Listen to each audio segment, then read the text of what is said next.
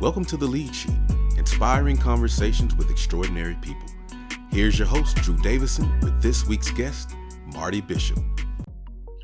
Good morning, young people. Drew Davison here, the host for The Lead Sheet, Fine Arts Advisor for Shelby County Schools, serving the almost 100,000 kids of the Memphis public school system.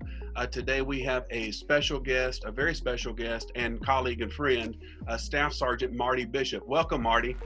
Thanks, Drew. It's good to be here. Yes, we've known each other, in full disclosure, for a really long time. We both went to the same high school outside of Jonesboro, Arkansas. And went to get our doctoral degrees at the same College of Music down at North Texas. So we've known each other for a long time, and you were a perfect thought to bring in your story to meet with the young people here with Shelby County Schools. So let's jump right into it.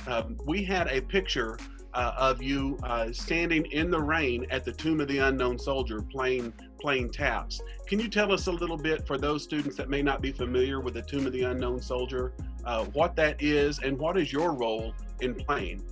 Sure.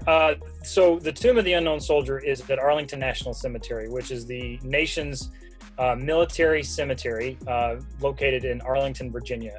So basically just outside of Washington, D.C.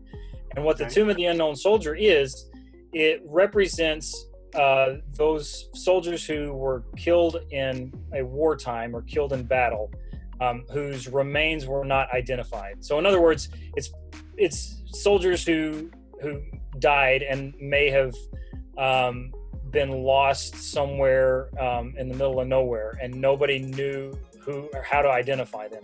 So what happens is there are actually three specific unknown soldiers buried there. One from World War II, one from Vietnam, and I want to say one from World War I. I might be wrong, but there are links and there are things on arlingtonnationalcemetery.com or .org that explain the Tomb of the Unknown Soldier.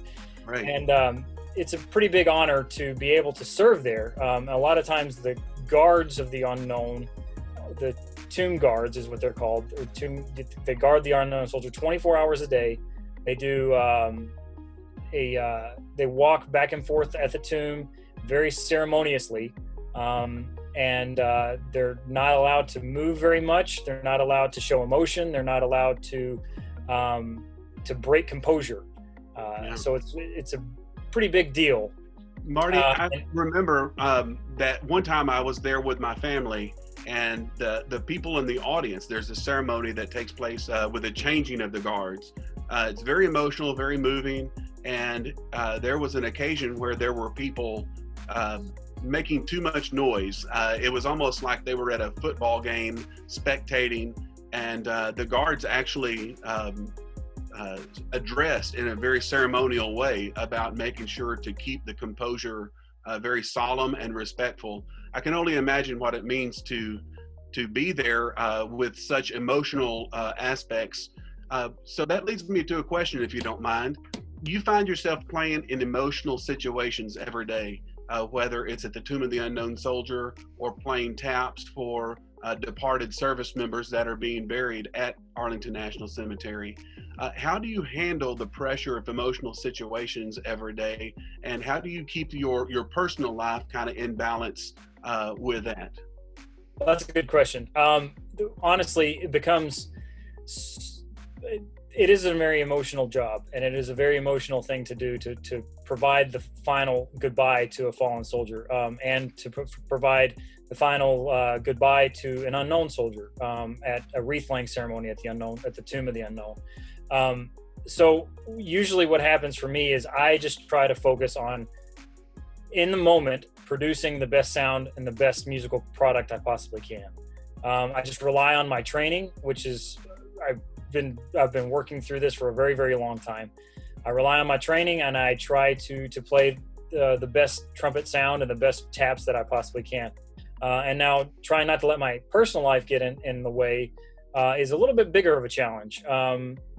We just, as a professional musician, as a professional musician, it's one of those things that the job has to be done no matter what, and it has to be done to the greatest possible quality that we can produce.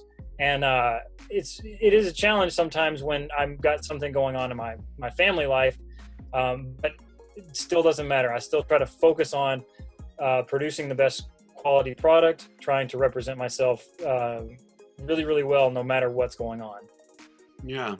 Well, I'd like to pivot a little bit about your personal life, because the reason that we're making these videos and sharing with students is so that they can watch the videos, get a little bit of insight into your life and your work. You've talked about the preparation. You've got a doctoral degree in trumpet performance from a major college of music in this country. You are very well prepared to execute your job. And we've talked a little bit about, of course, I know your family a little bit, and I know about the work that you do, and I know that you have a daughter with special needs. Can you talk a little bit about the care that you provide to her, and how your job in the military, how you remain balanced in work and home life? That's sure. So my oldest daughter is her name is Margaret, and she is 8 years old, and she was born with hypoxic ischemic encephalopathy. So that's just a big word for a brain injury, right? So in other words, her brain was deprived of blood and oxygen at one time during the pregnancy, right? So Margaret will never walk, she'll never talk, she'll never eat she'll never eat by mouth. She has a hard time swallowing. She's confined to a wheelchair, and she is basically requires 24-hour care. And to say that the first 3 years of her life were easy would be a massive lie. It was very difficult, and I didn't even have my job at the time when she was born. I was still in school. I was actually getting my doctoral degree when she was born. And just a story to kind of help students along in this scenario. Her birth was a massive trial and a massive change to my psyche. Everything that I ever thought was important was just thrown out the window. So when I took the audition for the job that I've now have, I didn't think it was that big of a deal. I thought that the big deal in my life was Margaret. The big deal in my life was actually just providing for my family, and the big deal in my life was to keep her safe and to keep her healthy and to try to keep her as happy as I possibly could. So just going and playing trumpet doesn't seem like that big of a deal anymore. And that really, it helps strike a balance in my life. Like when I have a big job playing perhaps for the president, or for a foreign dignitary that's coming to the Tomb of the Unknown Soldier, or to the White House even. I just try to put myself in the idea that what's important in my life is not playing all of the right notes. It's not playing not making sure that I don't make a mistake and somebody make myself look bad for these people. Because to me, what's important is my family, and what's important is Margaret, and trying to keep her healthy and safe. Well, I know your faith plays a big role in your life, and I think for a lot of young people that are looking at your experience and they're imagining their own experience, if they want to be a professional musician, if they want to be a doctor, a physician, so many people make their career choice the pinnacle of their life's ambition. And I think what's important for people to realize is that the jobs that we do in serving our country and our community, and getting at the top of our profession has got to keep balance in what is truly most important in life, and that is serving each other, serving our family. And I certainly get a lot of joy seeing you and your wife raise your children in such care and the service that you're providing. I think we have a video I'd like to cue up. Can you tell us a little bit about what we're about to see in the video? Sure. So this is an example of an everyday job for me. It's called a standard honor funeral. So basically what a standard honor funeral is it is a soldier who has passed away, or a veteran who has passed away. And in this case, it was a survivor of D-Day at Normandy. So he basically stormed the beaches of Normandy in World War II. And if you've ever seen Saving Private Ryan, you know what a feat that actually is.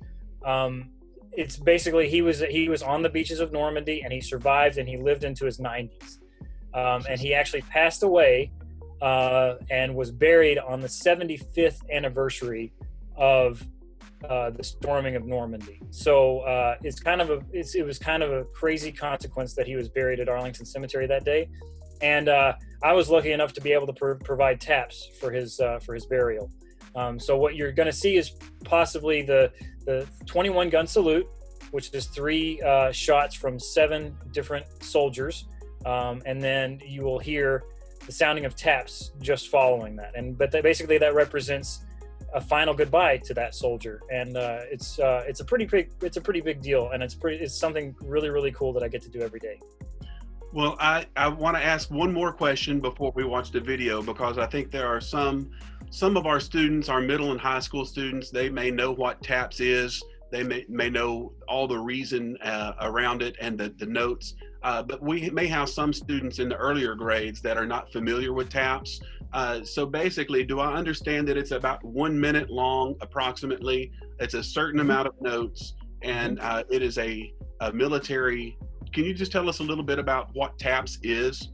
Sure. So TAPS was originally written, I guess you could say, written in the Civil War, and it was basically a war camp's version of saying good night to the soldiers. It was basically, there are bugle calls for every time of the day, and a lot of bugle calls are not played very much, but TAPS is played all the time. And what TAPS does is it's basically saying good night to that soldier who's passed away, or to the veteran who's passed away.